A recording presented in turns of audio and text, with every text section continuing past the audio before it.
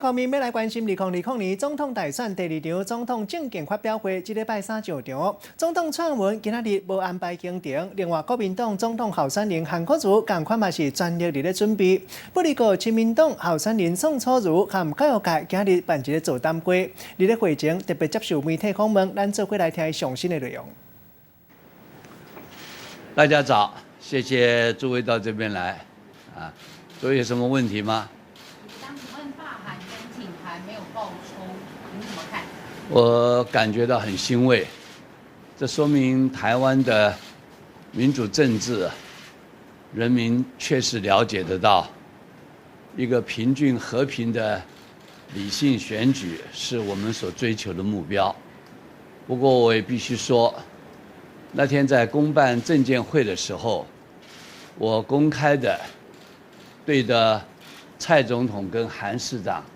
公开的呼吁，那就是他们要负起责任来，约制他们的群众，也就是他们有这样的权利。父母官没有假期，人民的生命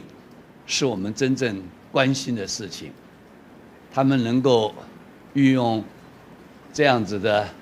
一个他们的相当的权利去约制这些群众，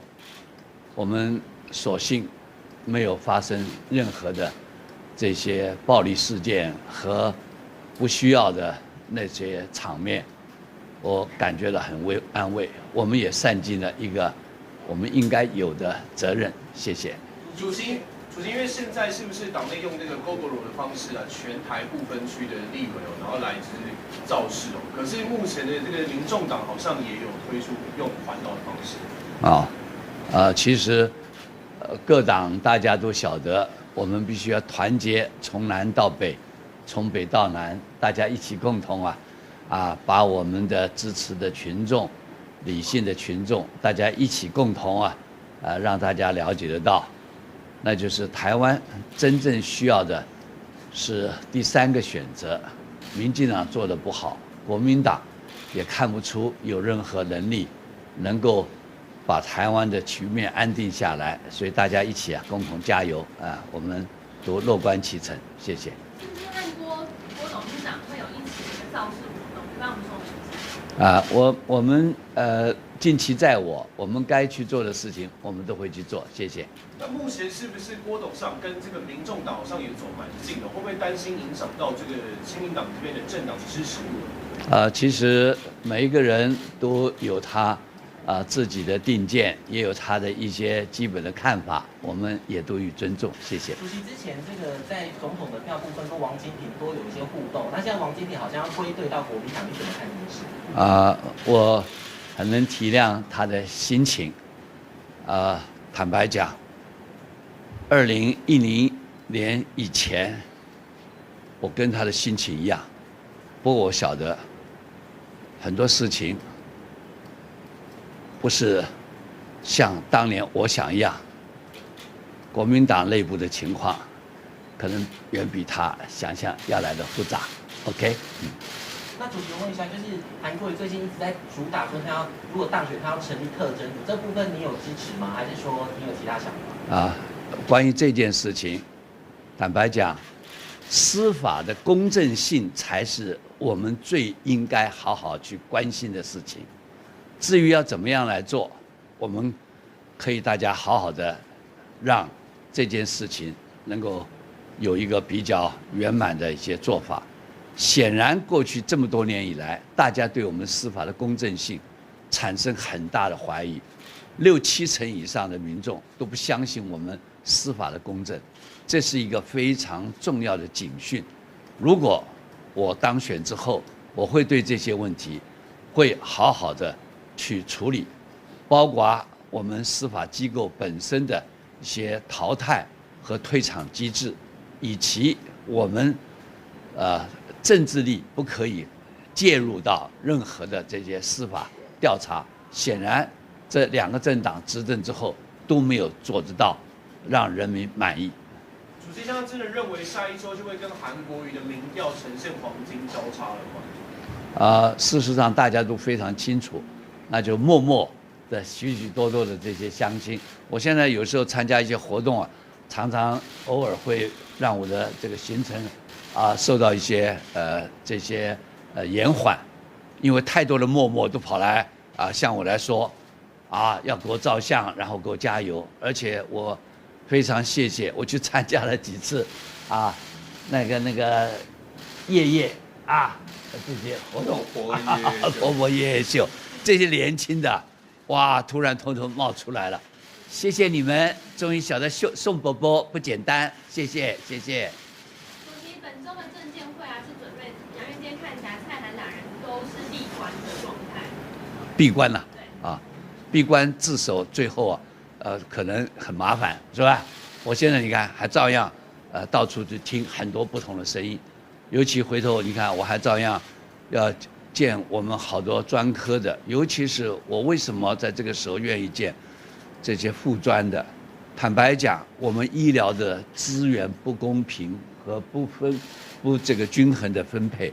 这是一个非常严肃而让我们未来的这个父母官要好好的要去关心的事情。所以每个人有每个人的想法，我会也尽其在我，谢谢。主席，因为您一直谈到第三势力不过跟民众党之间在这一次您怎么看目前这个党内目前支持度的部分？严格讲起来，你看看我们的这些都非常有经验，那就是虽然过去亲民党在立法院人数不多，只有4席，就3+1但是对于重大的这些法案，比起其他的2个大党，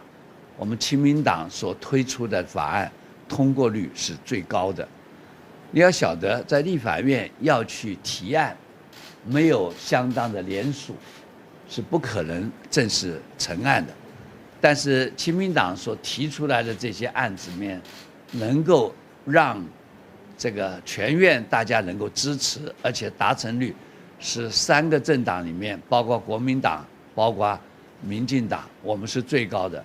我们的总召还有我们的陈野委员、周成委员都尽心尽力，能够整合不同的意见，真正反映民意。所以那是一流的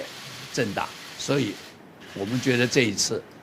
不只是第三势力，我们希望让人民有第3个选择，但是更重要的，那就是要有经验，要有整合的能力，要有前瞻性，同时最重要的是可行，做的很多事情要可行。像最近我刚刚大家讲21号的那个状况，终于让我们把心中的石头放下了，但是还是有一个可能爆冲的情况，是哪一天31号。31号这个反渗透法如果爆冲，我是少有的政治人物，每天一定中外除了台湾的所有的报纸和电视之外，我会仔细的看CNN 的报道，我每天要看华尔街英文《华尔街日报》，我每天一定固定也要看大陆的新闻报道。我看到 CNN 最近报道印度的情况，让我非常非常的感受深切。印度现在流血，为什么这么样重要的一个所谓全世界最大的所谓民主国家，印度会变成在街头上面这样的暴力？你去看看，拿着棍子大家在那里打，叫做 citizenship 的一个，就是对不同宗教的可以用不同的方法来排挤。我们今天也一样，对不同颜色的也在排挤。这样的教训，难道不可以给我们台湾一点启发吗？蔡政府，我再一次的呼吁，不要把200万的台商，再加上这么多的家属，难道我们一定要在街头来处理这些事情吗？蔡政府对香港的事情，反复的在那边捡了枪，在那乱舞。但是我们现在想看，香港的那个特区政府，不是也曾经暴冲过吗？暴冲的结果，是不是也是街头在那里流血？一样的，为了一个法案，没有深思熟虑，而这样去做法的话，难道还不自我警惕吗？我再一次的呼吁，不要把这些台商给他们戴红帽子，他们是我们的同胞，他们不是我们的敌人，他们为了家庭的生活，为了拼经济，在大陆上面确实不容易。我们希望蔡政府能够悬崖勒马，不要暴冲，尤其是还不到1个月，最新的民意要出来了。全世界的民主国家，这么重大的法案，要听从新的民意来做决定，而不要暴冲。我希望我今天讲的话，就像在上一次我们公办证监会所提出的呼吁一样，对于蔡政府有所警惕，